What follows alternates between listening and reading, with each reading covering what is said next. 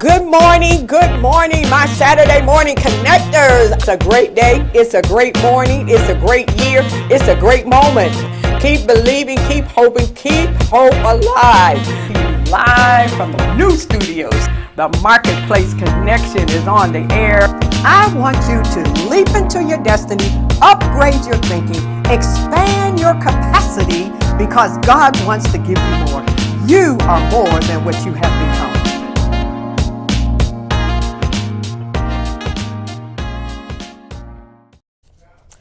Well, good morning, my Saturday morning connectors. Now, let me tell you, I am so glad to be back here with you.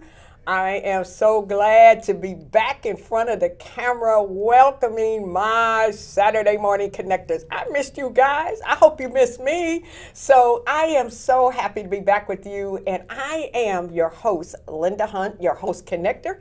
And we are here every Saturday morning at 11 a.m. And I just want to welcome you. If you're a first-time guest, you're a first-time listening in, I want to welcome you to the most fabulous show on the WON network, the Marketplace Connection. We have been around for going on almost 6 years. Can you believe that? And we have had so many guests that have come and sat in this chair and they have shared with us. And that's what we do for those of you that don't know, because I know we probably have a lot of new viewers because we got a most fabulous guest here with us today. And so for those of you, if you're joining for the first time, that's what the Marketplace Connection is all about. We bring people from every genre of society that comes, that bring you tips and ideas on how you can function better in the marketplace. And for particularly those of you that are in the four walls of the church, we want you to know that you have gifts, callings, and I put this on my page the other day. You know, live full and die empty, okay? Because God wants you to take every gift that you have and He wants you to use it to the glory of God. So when you leave here, you left here with no regrets and you left here empty, okay? So today, I have this wonderful woman of God that I have on several occasions because she is so full. And every time I learn something from her, she comes out with something new. And I'm telling you, I tell people, you don't know what you don't know until you know Sylvia. Sylvia Hubbard has so much on the inside of her. And that's what I'm talking about. She is full. She is full of she is so full of knowledge when it comes to the area of literary. And so I want to welcome this woman today, So Sylvia pretty. Hubbard. Thank you so much. Thank you. It's so weird when people say like, "Oh my God, you know so much," and it's like it feels like I don't know enough, and I'm just constantly like, I guess you say eating more. That's it. I'm hungry for knowledge because it's like I just need to know everything. So. Amen. Amen. Well, see, that's what I'm talking about, living full. Yeah. See, you are so full and you never stop learning. That's the thing about you. Yeah. You're so full, but yet you got room for more. You know, you're expanding. You know, I mean, you about you more than 9 months pregnant. You about like an elephant. I'm trying to aim for a whale. You are more than 9 months pregnant. Girl, you done passed the bar, you know. Right. It's always been it's always been a need of mine to know everything and understand it. I do have to thank my dad because every time we would ask him something, you know, he'd point over to the encyclopedias, you know, and then not only would we have to go and find it in the encyclopedia, he wouldn't even tell us where it was. We'd have to go find it, but then have to come back and then explain it to him. Because then he'd say, well, what did you learn? And then he'd question us about it, so it would extend our knowledge and then solidify what we learned in that. So I learned that, you know, if I'm going to learn something, then I need to turn around and then teach somebody. That's so right. That I become even more educated at what it is. So it did help me. Thanks, Dad. Even though I hated it, you're like, oh, the encyclopedias again. And Like, that's a good thing, because even with my 14-year-old granddaughter, okay, not mine, granddaughter, second generation. Yeah, she thinks she's my daughter. Yours. She's Yeah, really oh my yours. God, she's there at my house, eating up my food, staying on my internet, all of that, But I tell her the same thing. We talk, and she doesn't know anything. I say, okay. We don't have the encyclopedias like we used to have at home, But we got Google, Britannica. so that's even better. I'm like, so man. that's it. I tell her, go Google it. I'm not going to tell you what it is. You want to know, you go Google it. Because once you read it for yourself, then you can retain it better. Right. And then on top of that, no one else can come back in and say, well, it's like this. You can be like, oh, no, that's not what I learned. I learned that it's this, this, and this. And you're coming from an educated standpoint, because then you can't let other people tell you what to think. And I think that's what's wrong with us, is that we need a literacy in just ourselves as adults. We think after we become 16, we don't got to learn anything anymore. But you actually still should. That's when you should be learning more. That's when you should be pushing yourself to learn more. And now that you don't have the teachers over you, you can learn you can expand your knowledge into what you love and dream and you're passionate about, which then funnels into everything that can make you a profit. Yes, all right. Yep. And see, life itself is a teacher. Right. Every experience, you either everything. earning or learning. That's it. That's what my daddy said, That's too. It. Well, I tell you, this woman, like I said, she is so full of knowledge, so full of wisdom when it comes to the literary. Sylvia is award-winning. Okay, she is just not a local, literary agent, author. This girl has authored over, 50? It's over 50 books. 50 books. Every time I see her, she's counting. And when she comes back again, she'll have 60, because she cranks out books like you bake cookies, Every time I see her, and her genre is romance suspense, but she has a following. I mean, at night she was saying that they up, waiting on her to drop whatever the information is. Fun. Yeah, and she is a cliffhanger queen. So if you don't, right, because she leaves them,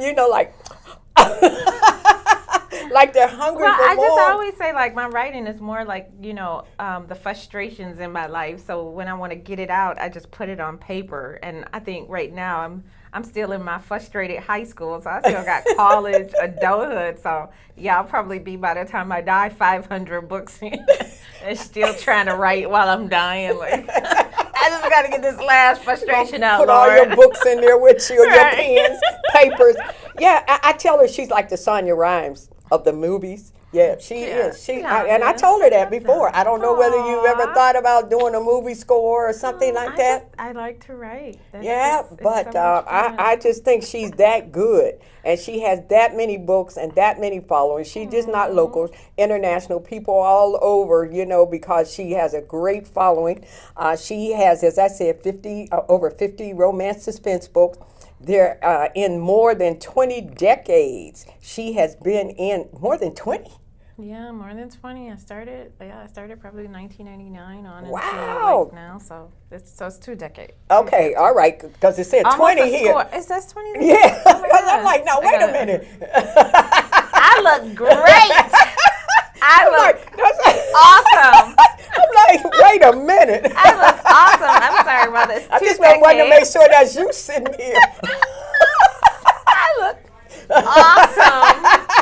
Want to know if this your ghost or okay. My blood can be the two fountain of decades. life. I'm like, wait a minute. Yeah, okay, 2 decades. 2 decades, 20 years. 20 okay. years. She has been in the literary business as an avid blogger, podcaster, social media manager, and digital strategist. She has received literary recognition for her work, and she has 8 #1 bestsellers. Speaker, literary encouragement, doula, and business mompreneur expert, because she knows all about clipping and couponing and all of that too. Oh God. And this fall she'll be releasing 2 more published works on Amazon and on her website, plus finishing her 3rd book with Kindle Vella serialization. All right. You can find out more about this amazing woman. We'll tell you where you can get her information as we go on in the broadcast. Yes. What a real story. I tell you. You have so much going on, so much that you're doing. Yeah, it is. Yeah, such a well of knowledge, Even with the world closed, I was still busy. I know. I know. Yeah, it just got busier. Like, oh, good Lord. So tell us how you got into the literary world. Well, it was my mom. When I was little, I used to lie to her a lot, and then so she would make me write my lie down, and then come back to her and tell it again. And then that was after I got the first butt whooping, and then she would give me another butt whooping. So what I learned, two things, is that I learned people are not hurt by the lie; they're hurt by the extent of the lie. So it's not the lie that hurts us; it's the severity that they put into it, the work they put into it, of how much compared to how much you love me. Is you lied to me, and that's what hurts. And then number two, she taught me storytelling. Is that once you start building up a story, which in essence is a lie, you're a storyteller, then the more plots you can put in there is the more you can fool the reader into coming into your world and creating a great story. So thank you, Mom. Okay.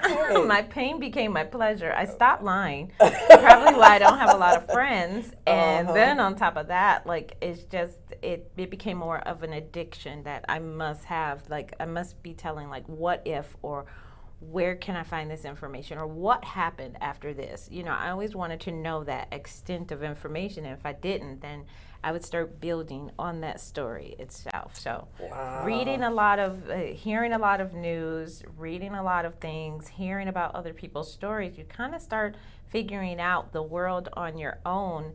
And it becomes really interesting once you start getting out into the real world, because you're like, ooh, girl, I would never have that happen to me. But then you're like, what if? What if that did? What would happen if I didn't? And it really goes into, like, I guess a lot of people say, bad things have happened to me, but, I figured it out. I got out of it. And I think it is because of my storytelling abilities, is that, I was already contemplating plan A, plan B, plan ZZ, plan D1, D2, I was already going into those what if scenarios of figuring everything out. So I do have to thank my mom for engineering and creating and pushing me towards using my imagination more, at 6 and 7. And as it grew, and as I grew, I understood that this was going to be a part of my life. It's not, me writing is, I have to write. If I'm breathing, I'm writing. And that's how it is. So. Wow.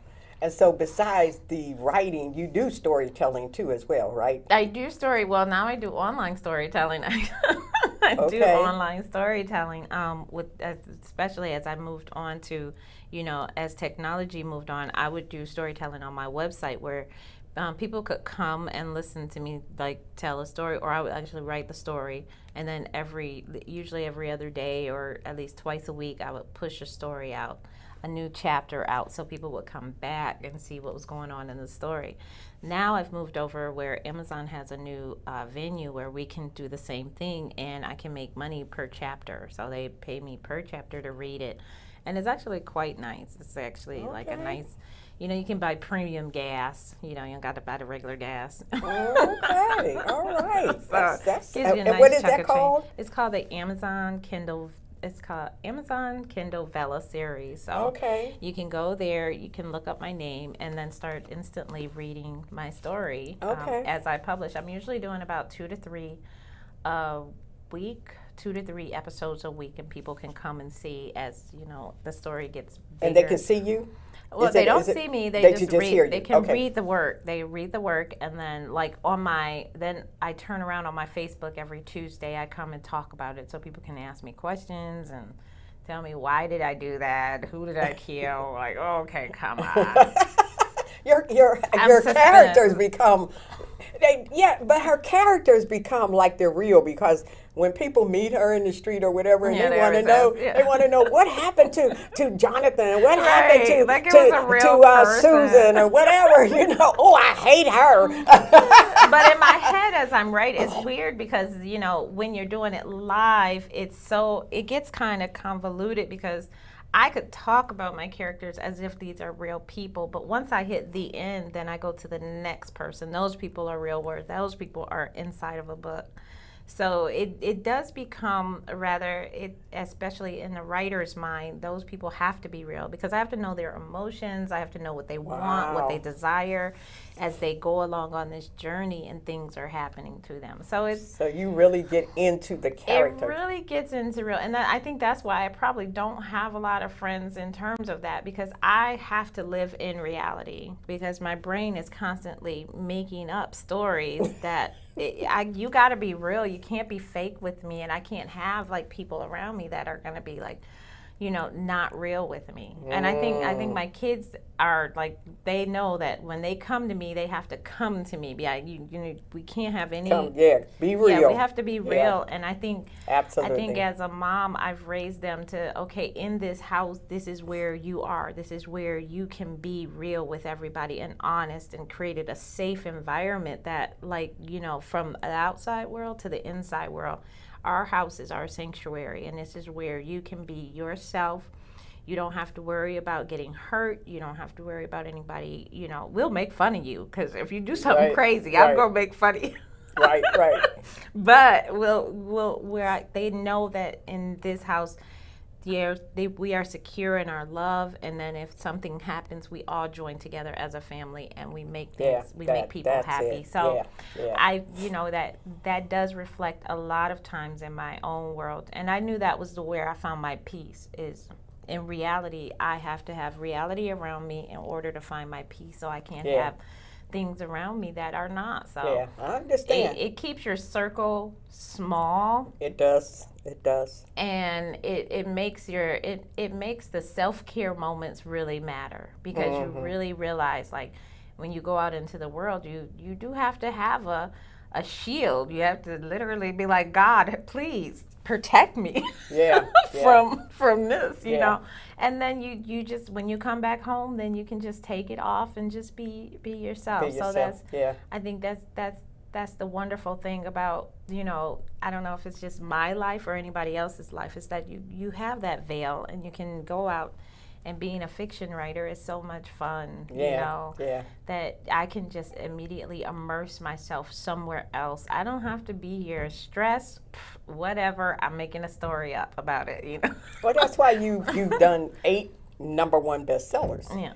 Is just because push it. You push it. And a lot of people say, like, a lot of times my stories will trigger them because they'll remember something, or they can't understand the character's position in it. And I try to bring stories to life that if you were in this situation, you're going to say you're going to do this, but in real life, this is what happens. And I've realized that about human beings as a whole. We'll be like, oh man, if this happened and she do this, I'm going to do this, and this is what's going to happen. Already contemplating. And people say, well, how would you know something about it? Well, I've worked Detroit 911, so I've heard the insanity of people being in situations, and it all goes like, it's supposed to go like this, and it goes like that, and you're like, okay, how did you get yourself out at 2 a.m. and you're supposed to go to church tomorrow morning? And wait a minute, I don't think the pastor say anything about answering your phone after 10 o'clock. Because we know only one thing open after 10 o'clock. So you should not be in this situation. And people I've realized as a human spirit, we choose to do what we want to do deep down inside when we think no one is looking. And a lot of people say that my books do trigger that, like, if I had brings out the reality. It brings out the reality of who you are, and I think that's what I want to do. Yes, in my books I'm trying to find, the happily ever after, but in situations when you are pressed for that moment in time and you think nobody is going to ever know, what decisions do you make? And that's when they say, that's when you find your real character. You find the real truth about yourself. And then in that truth that you find, you have a choice. You have an opportunity to either learn from it or fail from it. Yeah, because you know what, and just right there when you said that, because we all make mistakes. Yes. And when we do, we have to own up to the mistake. You have to own up to your and just crap. say, hey, you know, I messed up. How can I fix it? Right. And then let's go on. Right. You know what I'm saying? Because it will either make you or break you. And and people think, oh, when I get success, it's going to make me or break you. No, when you get your failures, that's what makes you and break you. Because if you can stand up from your failures and then go to success, you have become a whole new person. But if you get in that failure and you just let it keep coming and coming and coming, get and deeper and you deeper get deeper and deeper, yeah. then you understand, hey, this person is, you can get so low, you can't get back up. Yeah. And that's why they say, do get up. You'll be like, no, I don't want to get up because it hurts so much. You know what? God gave you two legs. If you can't use one, use the other. Yeah. Stand some kind of way so Yeah. you don't get ran over. So. Yeah. I explore that option with my characters because I want to know, like, how far can you take the human spirit down and show people that no matter how far you get down there, you can still get back up. So let me ask you, how long does it take you in terms of, size book, how many pages approximately do you write? Well, since I write novels, I'm more of a novel person, so I'm more into the 40 chapters or basically over 50,000 to 100,000 words. So more of a novel. It usually takes me, if I sit down and concentrate and I had a lot of time to do it, it'll take me about 3-4 months to finish that book. Okay. And that's pretty, I didn't realize that was pretty good for for somebody because when people say, oh my God, I took 10 years, I'd be like, girl, what was you doing? Writing one letter a day? Like, so it's just, but like when I really get into a story, it's almost like it's playing in my head, and all I have to do is just write what I see or write what I'm feeling or imagining. I'm just like a fly on the wall in these people's lives, and I'm like, oh my gosh. So when you're writing and you're in that, zone. You're in a zone, right? And so do you have like certain hours or certain times that you write per day? No, unfortunately, just trying to give the listeners some kind of idea being of how. a busy mom, I learned how to write around the chaos. I guess. So as long as I could hear them, in the background, I could write. So once they started growing up and being more quiet, I learned I needed something in the background always going. So I could be, waiting for them to get out of school. I have literally a desk in my car, and I put the table up and put the computer up, and I just wait. So you just use all of your whatever, time, your if idle I got time. 5 minutes here, because people will say, well, I can't sit down for 2 hours and write. And I'm with you. I can't sit down for 2 hours straight and write because I got things to do. But if I can do 2 hours, I can do like 20 minutes here. I can do 10 minutes over here. I can do 30 minutes, over here. On my break, I can get at least about 45 minutes. And right before I go to bed, 15 minutes. That was 2 hours of my day. So do you use voice recorders or I'll use voice. I'll use everything in my capacity. I have a Bluetooth keyboard that hooks up to my phone. I'll go and do voice recording as I'm driving, so it types up as I'm writing. A voice recorder? Yeah, you can do it like right on your phone. You just hit the microphone button. I'll open up the Google Doc, and then I'll start talking, and it'll just add to the story. Oh, okay. Yeah, I'll do that. That's a new tip. I gotta remember that one. Okay. I have a digital pen, so if I'm writing somewhere, I can just write on anything in the digital pen or record it and then turn it to text later. I have everything at my resource to make sure. I even have a digital tablet to, like, when I'm on the road with my husband and we're doing long drives, I can just get and just start writing like that scene, and I just try to get through that scene. If I can just get through that scene, then we can go to the next part. And she has a passion for writing. It's kind of like when you smoke. If you're a smoker, you understand it. You automatically just find time in the day to smoke. And if you smoke a whole cigarette, that's 3 to 5 minutes a day that you got to think about smoking. So if they're smoking 24 packs a day, that's a lot of times to always be thinking about, I got to go take a smoke. So that's kind of how I think. I got to think of little times in my day where I can go and write and get to the next scene, because I'm trying to just get to the scene. I do scene goals. So. Wow. So your genre is suspense, romance, suspense. Right. So how did you come to specialize in the romance? I have no idea. Oh, I can tell you how it started. Okay. I can tell you how it started. I was 12 years old, and I was in the library, as we usually were, and I walked by a Fabio cover, and that's telling my age, because if anybody knows the Fabio cover, you're drop dead chilled. Like, I must know what's inside of this book. Okay. Because Fabio was on the cover, and I mean, that was just like a gift from God. Like, you just looking at it. I was only 12 years old, and I was like, I gotta know what this man does in this book. And why is she on the floor at his feet like she want to be there? That was just strange to me. And I was like, oh my God, I got to find it. But I took it up to the librarian, and she did her job. She was like, no, you can't read these books. You're too young. Oh, okay. And so I did what any Detroiter would do, and I stole it. So whatever. I returned it 20 years later, okay? 20 years later? It was a good book. Did they find you? Girl, I left it on the counter and walked out. Whatever, you ain't gonna catch me like that. Whatever. But I took that book, and it wasn't even just the romance. It was the way they fell in love, and the emotions and the intensity of just bringing two people together out of the struggle of everything that was going around. And I was like, I want to make people feel like this when they read a book of mine. I want them to feel. That's Fabio. Yes, that's Oh my God. That is a Fabio cover. He was God. on so many books back in the day. You see what I mean? Like, I'm 12 years old, and I saw that, and I'm like, who is this person? So it wasn't even that. It was just the intensity of falling in love and what the heart wants, but then you got all the drama of home, you got things going on in your world, and bringing that all together, it was just fascinating to me.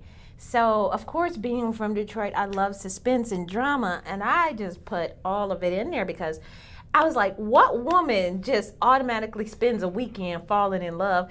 What happened to the kids, the dog, the plants? Is anybody watering the plants? I wanted to know all of that. Like, what happens to the plants? Like, what? What happened to the cat? Who fed the cat? Right? Where did those kids go? Like, come on. So I wanted to write real romances that had to do, with our lives, like with faces like mine. Now, do your characters get killed? Some of them do. I have killed people before.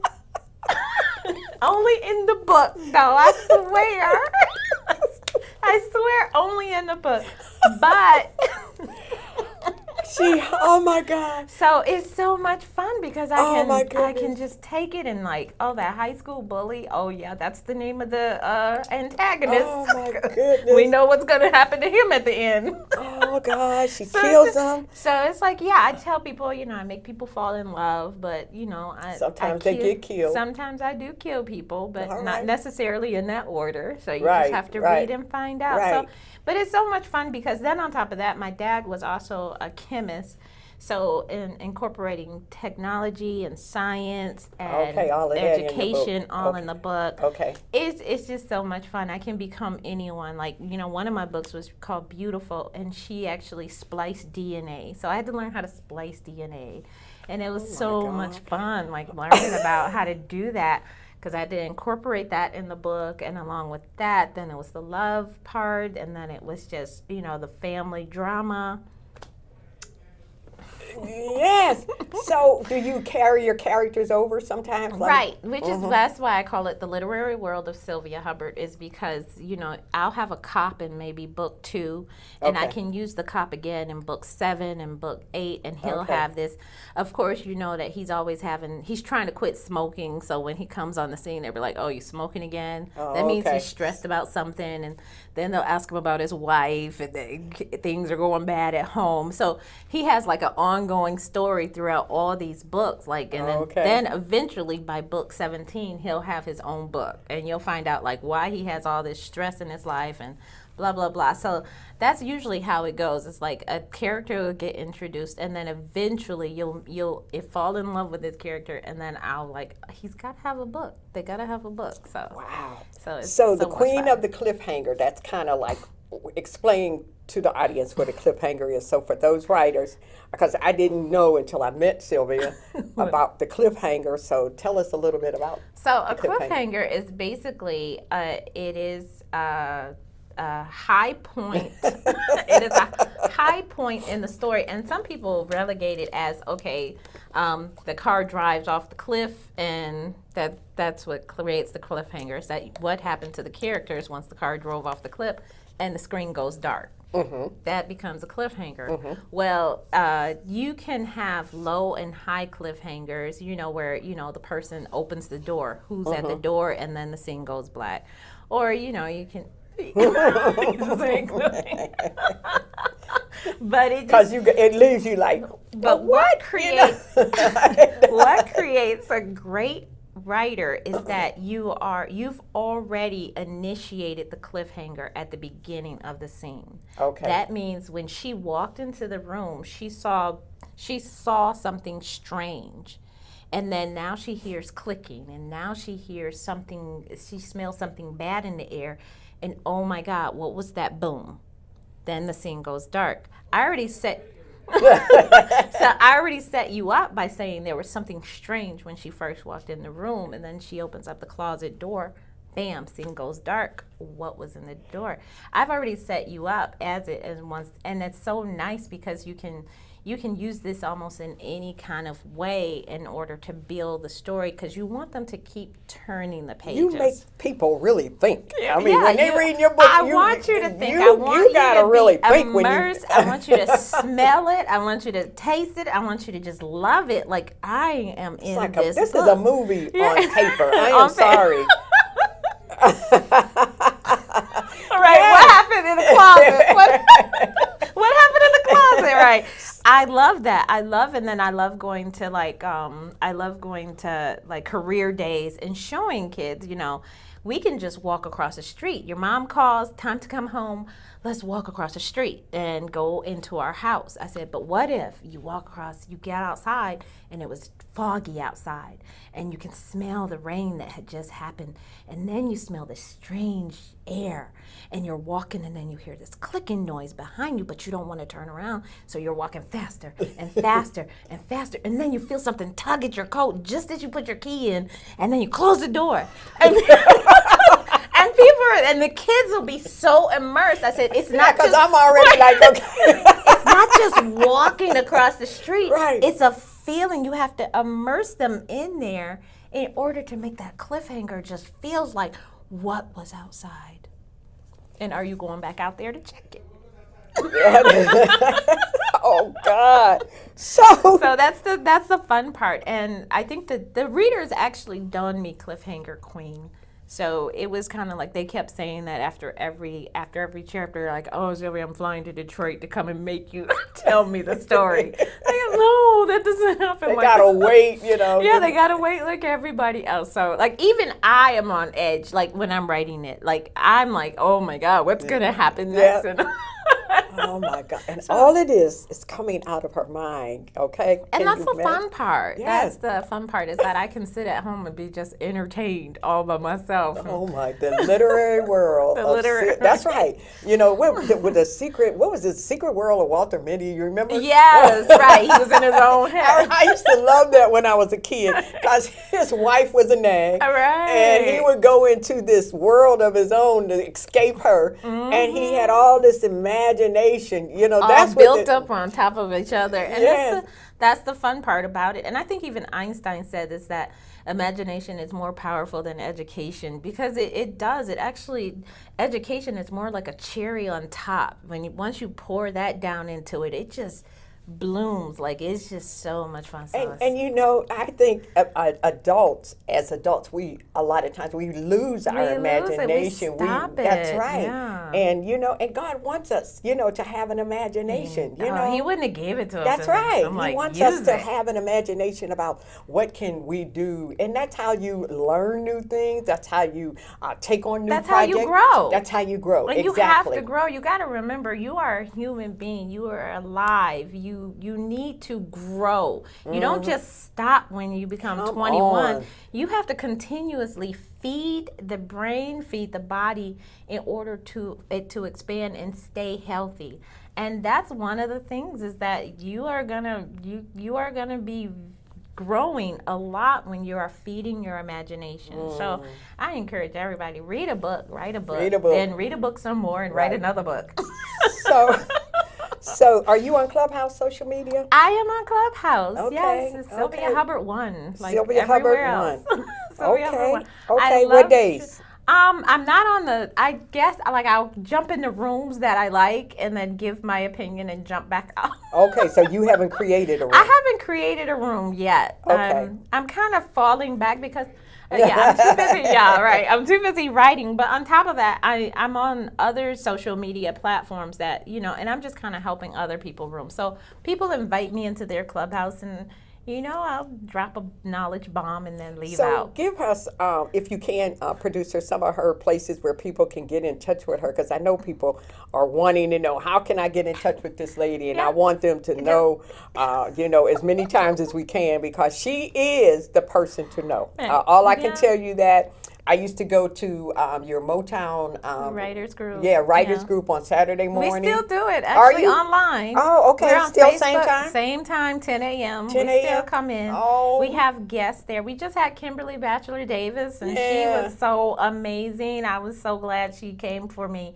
And then, we've had experts come in at 10 o'clock every Saturday. I didn't stop just because of the pandemic. I was like, okay, we just move it there.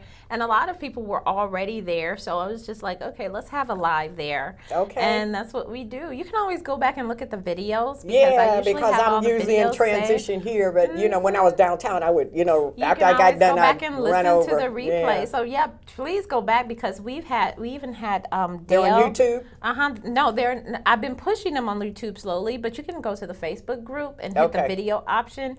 And every second Saturday, it's been a group meeting. And we especially had one at the end of the year. It was with Dale Roberts from Self-Publish with Dale. And he just went in and told everybody what they needed to do to get into self-publishing, and how they can not make mistakes, and all the things that, you know, you shouldn't be doing and should. I mean, he really educated everybody. It was the best 45 minutes of. So talk a little bit about that self-publishing. What is that all about? So the self-publishing is when you decide to publish your own work.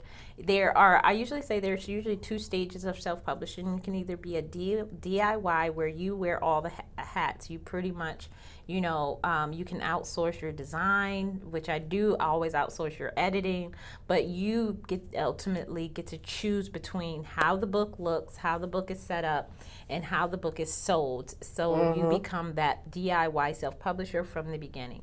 And then there are self-publishers who uses literary services. That means they go hire someone to do all the technical stuff. They get a choice in how the book looks, how the book is set up, and things like that. But going about the terms of the pricing of how the book and where the book is distributed, that depends on how the literary services sets up their book. So there are two kinds, you know, both of them are choosing the self-publishing route, because they are putting the money in order to make it happen. Okay. No matter what, if some people will mistake this, because then some literary services will say, well, you only have to put in half the money, and then we'll do the rest. Anytime you are putting your money into to publish your book, you are a self-publisher. You know, a traditional publish is when they take it, and then you don't have to spend any money. No, I don't care if it's just to edit or anything. They take it and then they take the book and they publish it. So that's And traditional. they make all the money too. They make all the money. You get a little bit of profit, but when you self-publish, you are making a bigger chunk of the money. So you do all of the layout and all of that? Yes, you do. Well, for me, I do everything. I pretty much have design. Only thing I don't do maybe is the editing, of course, and then I have put my hands into like a designer that I trust who does the book cover, and that layout, the wraparound for the paperback and stuff like that. Okay. I leave like all the technical, how big should the gutter be or the inseams of the book and everything like that. I leave all that little technical stuff to someone who knows how to do it. And I'm not sitting up there at night trying to do mathematical equations on how big everything should be. I don't want to have to do, because I'm a writer, not a mathematician. Right. Okay. And I trust other people to lay out the book, like the design of the book or how the book cover is going to be. I trust them to do it better than I would do it. And usually they'll give me 3 examples, and I'm usually trusting their eye better than my eye, because I'll fall in love with anything. It's like having a baby. I don't care how ugly the baby looks; it's beautiful. It's my baby, whatever. I'm not gonna deny my baby, but if someone else comes to me, with another baby, I can be like, okay, that's not what I looked at for my baby. I think I want another kind of baby. So then I trust their eye. I trust the expert's eye, and especially for editing. I always tell people, I don't care what kind of degrees you have. I don't care if you have 2 PhDs in English. Let someone else edit, because they are your translators to your readers, and you're too close to the project. Like I said, your baby is ugly and messed up, and you still gonna say that's the most beautiful baby in the world. But when someone else comes in and says, "Hey, your baby needs a little work, and let's cut the baby hair a little." Let's put some lotion on these ashy elbows. Then you're gonna be like, oh, okay, and then your reader's gonna be like, oh, that's a cute baby. You want a good product. You want a good product, and you want that product to be able to sit next to a New York Times bestseller, and then the reader not know the difference and then say, hey, your product even looks better, and I'm gonna pick you up.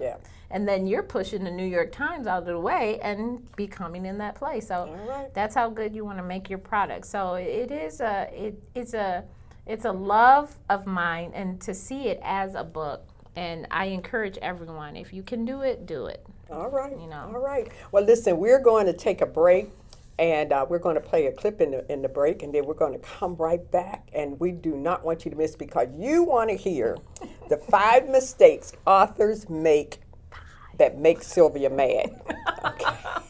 Right. So I saw her on Facebook doing this, and I'm like, oh, let me get back to my page and do whatever that I have not done, because these are the 5 things that make her mad that we do as authors.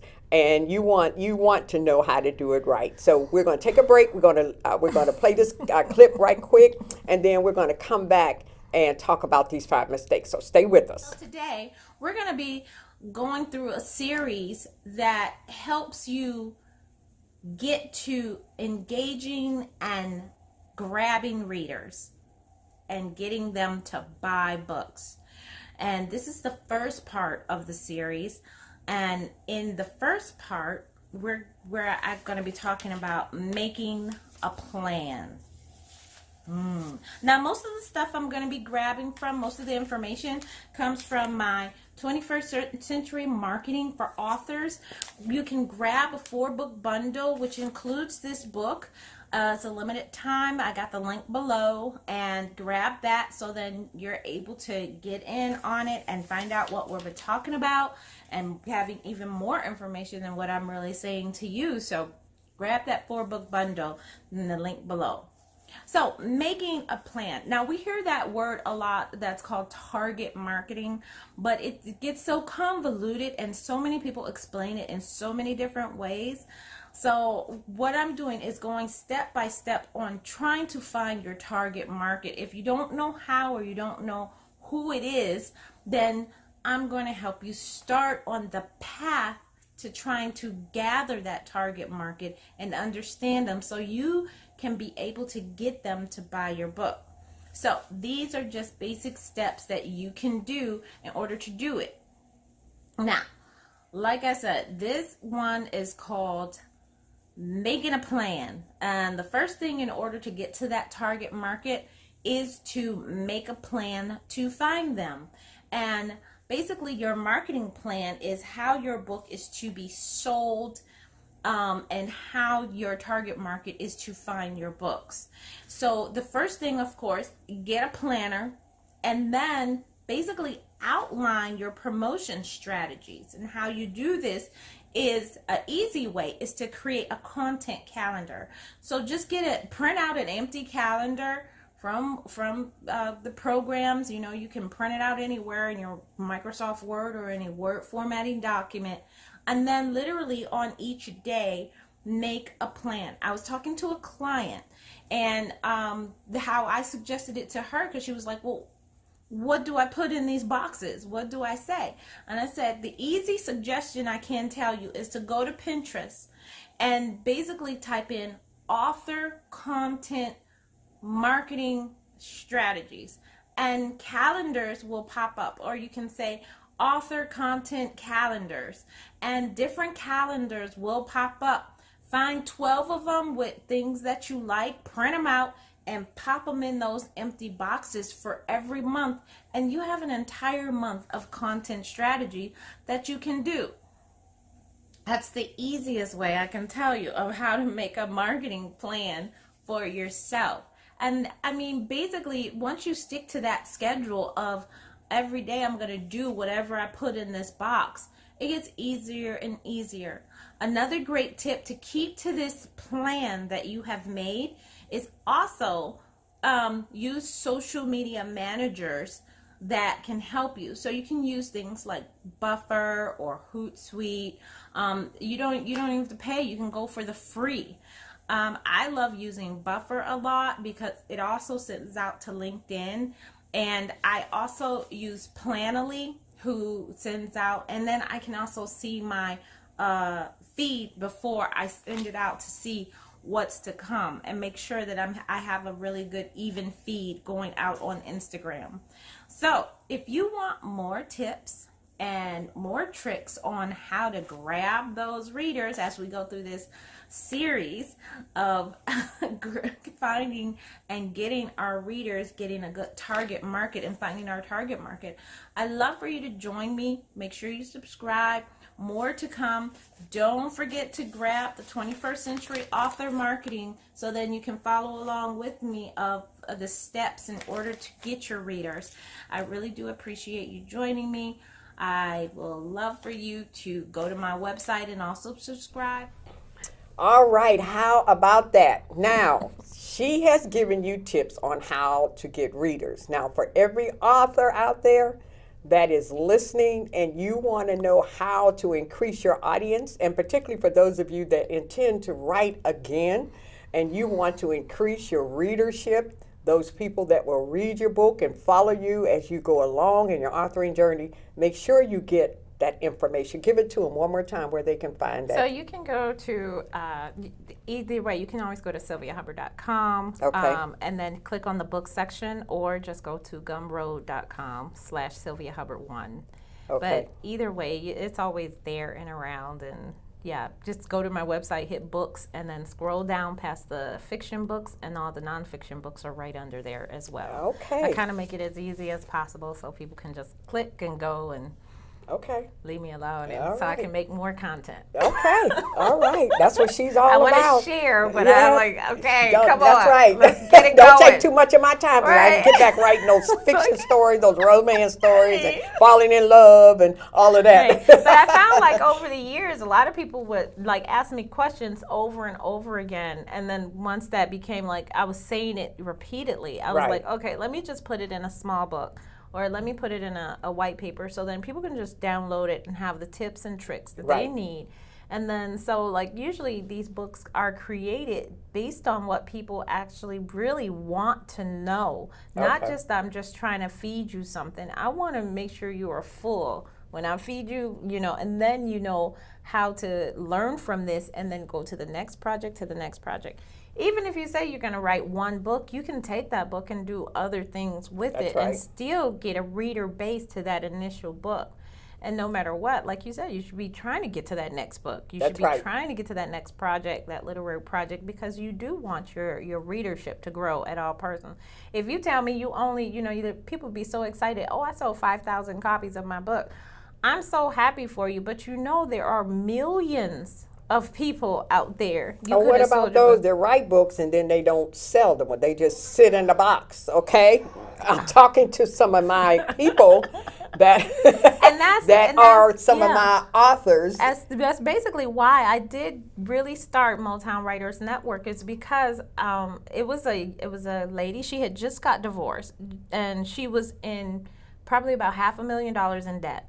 She invited me out to her house, and I want to say this house was just beautiful. She got the house in the divorce, but she was about to lose it because she's like, I don't have any money. I don't have any money to keep the house. I don't have money to keep the car.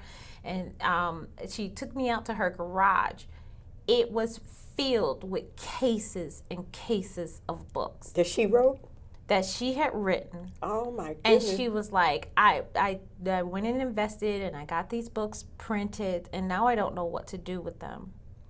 Like Stream of income. And I was like, I was literally looking at about $2 million worth of books. Oh my sitting in gosh. this garage. And I'm like, you should not be. If I was a Christian author, I'm telling you, I would be in front of every church service when it got out. A table across the street with a Christian author on it after every church service. So when y'all piling out at church, guess where y'all did? I need to come across the street and bless buy me. my book. That's right. I was literally in Detroit. Like, you could be on every corner. And be out there when they go in and Thank save you. $20. Right. I know y'all That's got a good money. idea, Sylvia. If I was a Christian author, I would that's where I would be. I mean, you could have a book signing you should have a book signing every Sunday as That's a Christian. a good idea. That is impossible for you to be broke in the city of Detroit with all these churches. I swear. Okay, Sylvia, so tell us your 5 mistakes that So, authors I make even that have it make you written mad. down for everyone. Okay, so I got them. Okay, because we don't have a whole lot of time, so I want to get to this. So we already talked about a planner. Right. That's one of the things. That is one of the Because things if you don't plan, you plan to fail. Yeah, you Okay? definitely. And then having a posting link, which I get after my girls when we're doing the anthology, because I had to Yes. go back and look at all of mine. I said, oh, Sylvia, see this one, it didn't have a link. I'm in trouble. So. Because closed mouths don't Yes. get fed, but even when you're saying that, you have to tell them what you want to be fed with. Like, this is where I want you to go to buy the book. And a lot of authors will put out, oh, I got a new book. I just published a book. I even saw this just the other day. I just released my book. This is the cover. I hope you can get a copy. And that's it. It's just like watching something and I want to buy it. Okay, I guess I can't buy it because I don't know where to go. You want me to work for you? No, you never want a reader to work. You want that reader to be like you at the Kmart checkout line. Right. And everything is there. Everything is already handy. I don't even want you to grab your purse. I'm going to send you to a link where your credit card is already there. So we just going to go bing, boom, boom, buy it. That's all. I don't ever, and men should already know this. Never give a woman time to think about her decision. Let her get out there, click that link, buy it, and then that's it. You never, ever, ever have a reader go work for you in order to get your book. So you have your either website or either your PayPal or whatever the link is to go to buy the book. To buy the Okay. book. If it's Okay. the Amazon link, send The them straight. Amazon, And do not just say Amazon.com. You send in somebody to, and send them to the direct link to hit buy. Okay. That okay. immediately it should say buy now, buy this, grab this, get it. Okay. Something. Okay. All right. So you got that.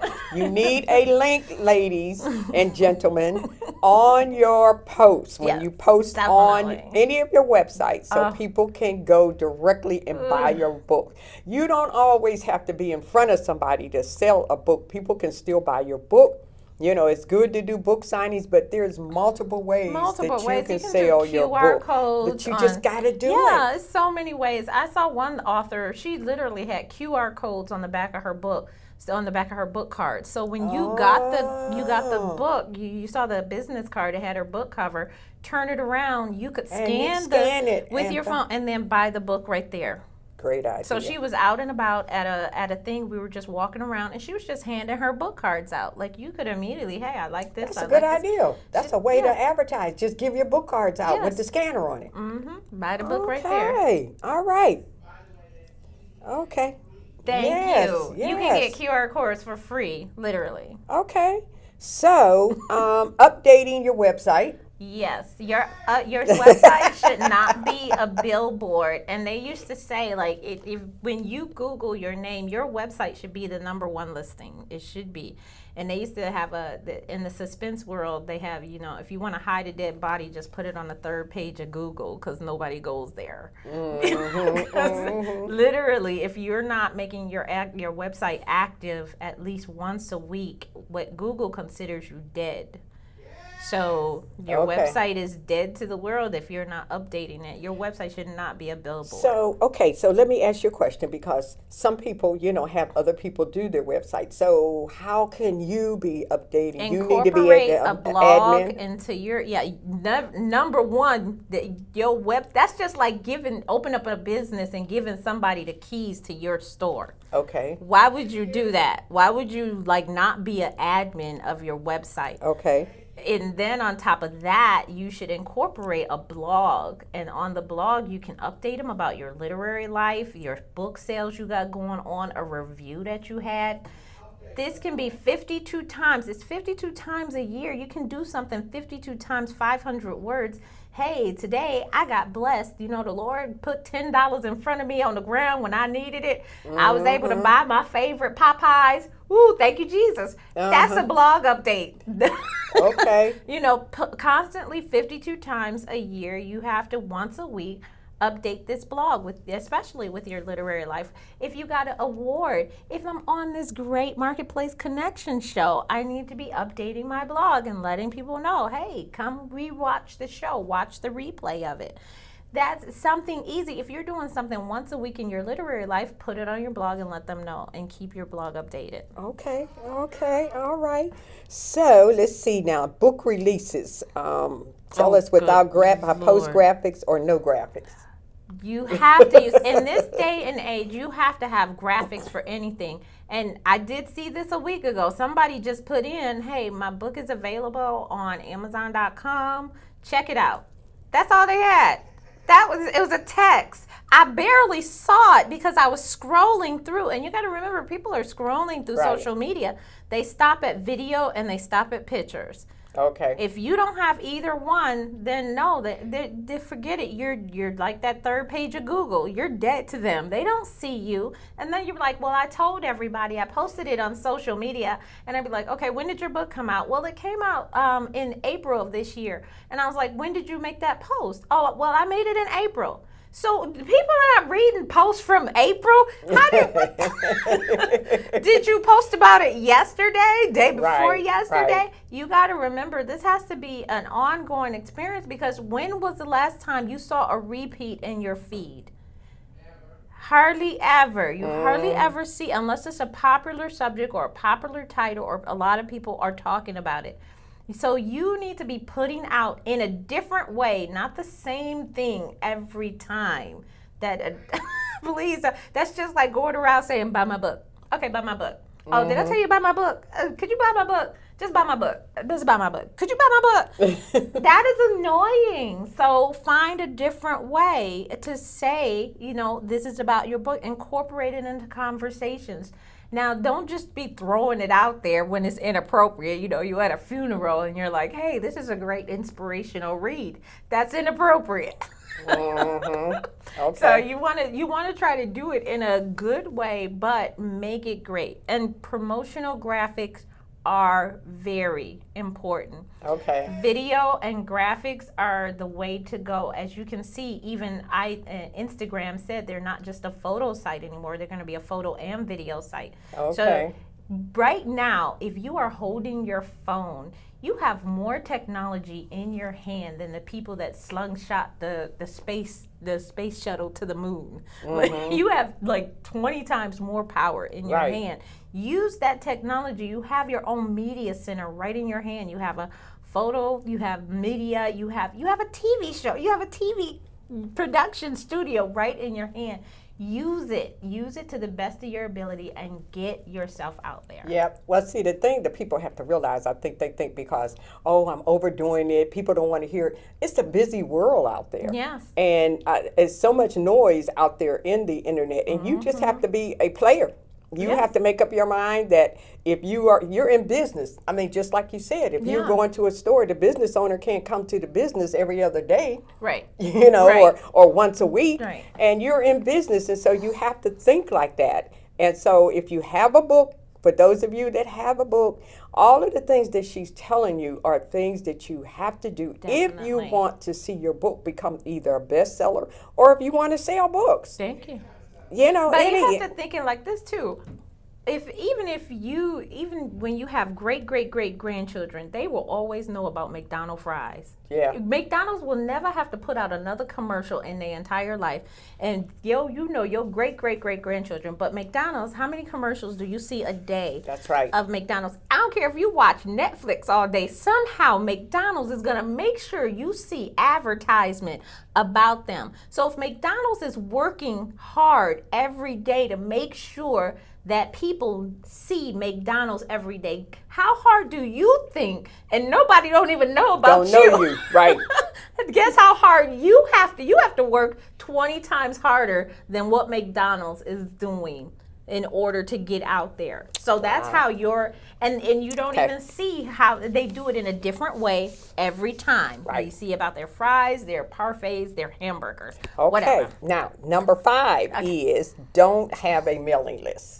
Oh my God! Please, that's your power. That's your money maker. Whenever I send out a mailer, I make my money right back from whatever I pay on my mailing list.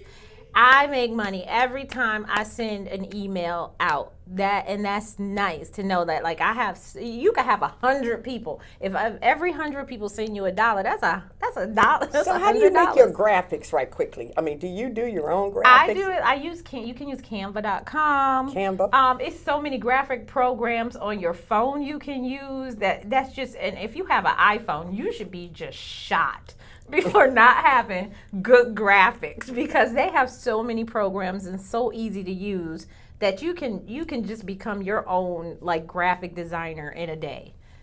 So there's no excuse why you should not have graphics. And then you can go on Fiverr, Fiverr.com, and then pay somebody $5 to make you like a couple of graphics every month and send those out. I even have a template that if you go to my Gumroad store that I told you earlier, if you go there, you can download 5 free templates that you can use on Canva and just pop your book in. New book release, got a book. Then add your website and go from there. There's no excuse. There's so much out there that you should. But a mailing list is your power and is your money. You should be sending out because that's really the only thing that you really kind of own, because Facebook, I mean, can go out anytime. Right. And that's how a lot of people say, well, how did these influential people get out there on YouTube? Or how did they become like number one? They didn't just become number one on YouTube. They became number one by sending out mailing lists and owning that list and being able to reach these people. A lot of times when I'm giving like sponsorship deals, or they'll send me like a bag or a camera, or they'll send me all this stuff to review, they know I'm going to do something on my mailing list and send it out, and they make more money by sending me this expensive bag and me showing it off to my viewers and saying, hey, click the link below. They're going to make money because they sent me that bag. I'm going to make money because you clicked on that link, and then thank you very much. I love this bag too. All right. Well, you heard it from the literary queen. It has been so, just so rewarding, and all of the things that we need to have more than one show with Sylvia, because I tell you. Part 2. Yeah, we need a part 2. Coming this fall. Because she is so full of information. And tell them again and put it on the screen how they can follow you on your Facebook or any. Great. So you can always go to my website at sylviahubbard.com. I have all my social media links right in the corner.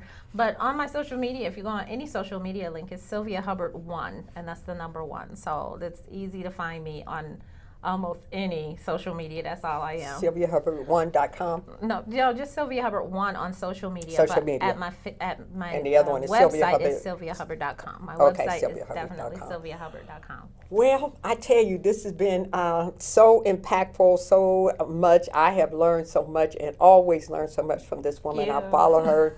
And if you're not, if you have an opportunity on Saturdays, you said the second Saturday? Second Saturday at 10 a.m. we meet Second- on Facebook. Okay, on Facebook. Okay, so follow her there. You'll learn she has guests. She has people to come in to speak, and and if some of you all want to go into speaking, after your book has been written and you can take it to the next level, she has speakers there. So you'll learn so much just joining up with Sylvia, because she is so full and knows so many people that can teach you a lot about the literary world. Well, I thank you so much for joining me this morning. It's an honor. And educating me as well. And spanking me as well, because there's some things. No, you just be going like That's this. right. There's some things that I'm like, oh my God, I got to do. But I thank God for this woman. And I thank you all for listening. Hopefully, if you didn't get a chance to hear the whole broadcast, please go back and do the replay. Click and like, share with other people so they can know about the literary world of Sylvia Hubbard and all of the things that she's doing. Okay, and if you are also workshop facilitator. Yes, workshop So I've had her facilitator, at speaker. workshops before. Yeah. So if you want to, and you want to invite her out to your workshops, please get in touch with her, and she can come out and she can do a workshop for you. Dropping knowledge. Okay, all right. Well, this has been the Marketplace Connection. It has been wonderful. And we have had a wonderful time talking with Sylvia Hubbard. And so we will see you again next week. And we want you to have a wonderful weekend. Bye-bye.